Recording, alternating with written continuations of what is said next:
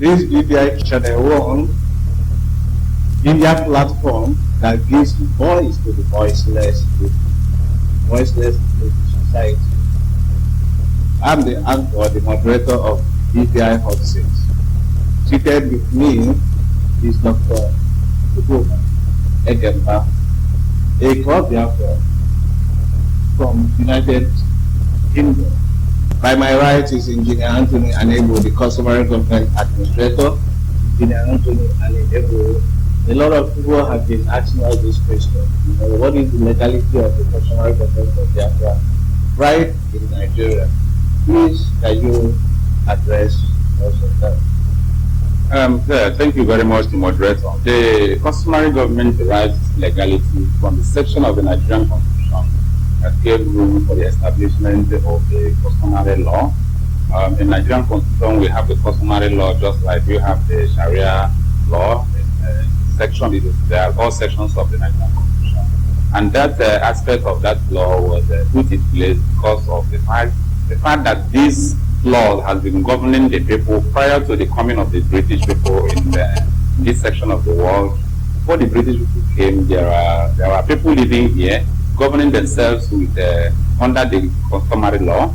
In the north, the Zamfara Empire were governing themselves under the Sharia law, and the rest of them. So when the British eventually came, they set up an administration that actually also recognized that customary law of the land, even though they've taken over the administration of the land and then joined all of us in Nigeria with that Nigerian custom. But they did not lose sight of the fact that the customary law is a part of it. That's why it has a place in Nigerian Constitution. In other words, within that section of the customary law, the elders are allowed to take control of their children, educate them, teach them, feed them, nurture them, bring them together so that they don't go against the law. And it is based on that section of that law that says that elders should take control of their children and their people.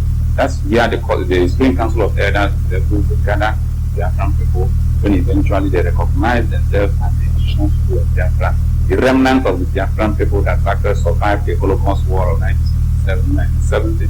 So the customary government derives its legality from that section of the Nigerian Constitution that talks about the customary law, appeal courts, customary court of appeal that also operates here. So our legality lies on that customary section of the law. That's why the customary government. Okay, sorry, let me still remind you, because so many of our followers online, even on the street, they still believe, some of them when you ask them, they say that Biafrans are not Nigerians, but to you, because right here people say, are you in Biafra land or are you in Nigeria? How do you respond to that? To people who believe that no longer in Nigeria, they have denounced Nigeria? Well, the fact still remains that the sovereign nation is still a sovereign nation, and within the concept of sovereignty, it has citizens. Within Nigeria as a sovereign nation, where Biafra is part of, we are Nigerian citizens by citizenship right, but that does not remove our indigenous identity as Biafrans. Just like you go to UK, you have indigenous Scottish people who are there, the Welsh, the English, and the rest of them. They are UK citizens of United Kingdom, but they are also indigenous people in their various capacities. So in Biafra land, we are indigenous Biafra, but we are also citizens of Nigeria for now. Pending the time we'll be able to actualize and restore our Biafran sovereignty. But for now, we are still under the Nigerian sovereignty, recognized by United Nations. So we are Nigerians, citizenship, and then Biafran indigenous identity. Out there on the streets, the masses are following Radio Biafra because they believe that the Radio Biafra is giving them the message or telling them what they want to hear. Perhaps it might not be what you want to hear. If the right thing is done, we will go back to Radio Biafra to deal with them. I'm still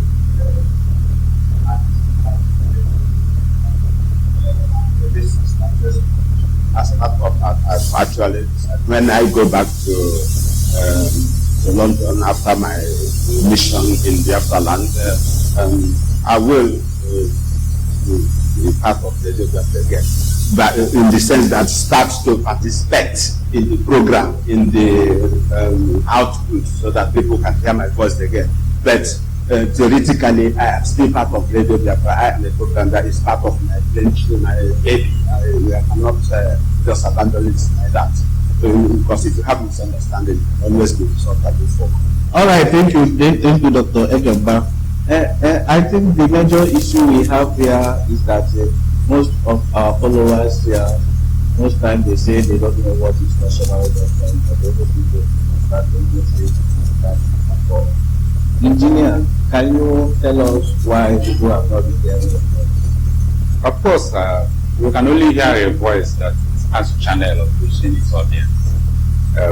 Communication is never complete from the communicant to the communicant, where a channel of communication is not properly anchored in the time. So the people have not been hearing our voice because Radio Biafra is supposed to be the channel of communication between the customary government and the people of Biafra, has gotten what I call this joint on the line. It was snatched away from the elders, the customary government, and taken away because it's mobile and move around, no longer in control of what they are doing, what they are saying. They say things that are not in the principle or concept of the customary government. And severally there have been attempts to try to bring them back to order.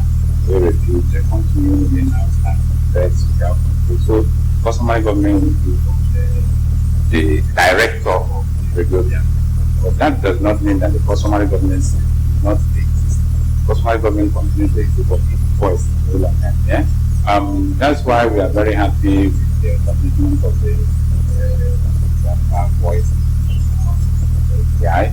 Through that, we are able to see that the people can hear us, and let the good work that the customary government show. The customary government have been trying to kind of bring the Biafran struggle into the concept of legality, into the platform of legality, to make sure that the Biafran struggle will not include criminality and violence.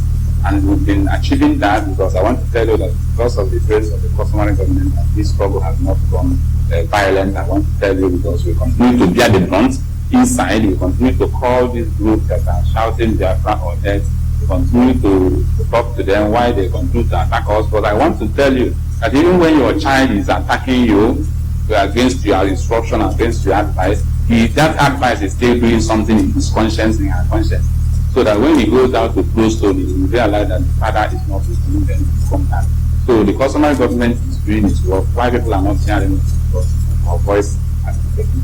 The voice is important. Again, our fans, again, they have issue with customary government because to them they say customary government through the elders are following the due process of law. And to them, Nigeria doesn't respect their own constitution. So they believe that going through the law will not give them Biafra restoration. So to you as the administrator, is there any other plan you have to lead people out of the promised land? Actually, whether Nigeria is the respecter of the law or not cannot force us into criminality. Because at the end of the day, you will stay there. You have to answer for yourself. That's why we continue on our path of legality. We have customary government is also pursuing diplomatic aspect of the struggle. Right now, we are able to be represented in the United Nations ECOSOC. We are also attending African Union ECOSOC meeting and conferences. We've been invited severally to United Nations, and by February this year, from February 1st to February 10th, a team led by our Deputy Chairman, Dr. Egemba will be in New York to attend a conference organized by the ECOSOC Committee of the United Nations.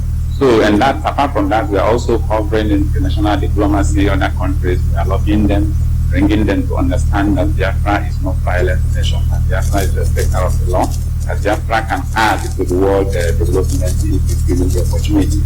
We are also handling the political aspect. We have now said that Biafran territory must have to be taken care of by Biafra. So we have produced what we call movements of Biafrans in Nigeria, which is called movement. We are using this opportunity to ask all Biafrans to rally around the model of Biafra in Nigeria, so that we take our political airspace, political environment in Biafra land, and India, so that if people who are ready to destroy Biafra land by their faulty and corrupt administration will not continue to rule us. So that is some of these things and what we have done and finished people should recognize. Thank you. Okay, thank you. Dr. Egemba, there are so many people out there, we meet them, they call us on phone, BBI, that Biafrans have not been able to. Biafra, they say Biafra is not even an alternate. That it can't be better than Nigeria, that people will kill themselves.